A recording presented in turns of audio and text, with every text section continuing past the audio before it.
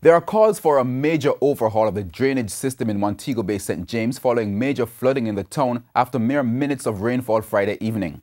The latest flooding comes 4 months after a similar event in the town and has caused damage in areas where repairs were done just last year. It was almost a replay of November 2017. Heavy rains in St. James leading to several roads being cut off and sections of the town under several feet of water. Mayor of Montego Bay, Homer Davis, says by morning, the water in areas like Barnett and St. James streets had run off.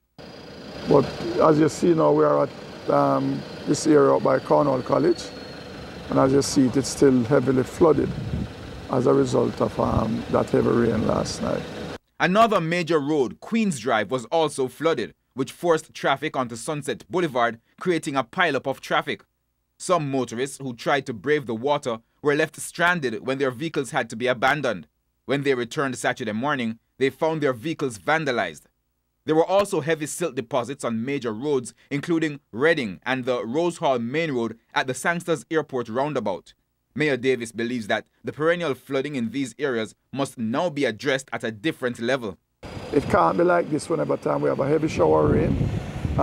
You find this area being flooded. So my advice is for the technical people, I'll ask the parish council to liaison with the NWA engineers to see what method can be arrived at that we don't have this type of activity here when it rains heavily. As the water subsided, it was clear that roadways which were repaired just last December were once again damaged. The mayor says outdated drains throughout the city are the main problem. We have just passed a resolution in the St. James Municipal Corporation for the NWA and the parish council to look and see how we can improve the drainage system in Montego Bay, because as it is now, there's a major problem with drainage. The drains that are there has been built, some of them has been there for the last 40, 50 years, and they are becoming more and more inadequate.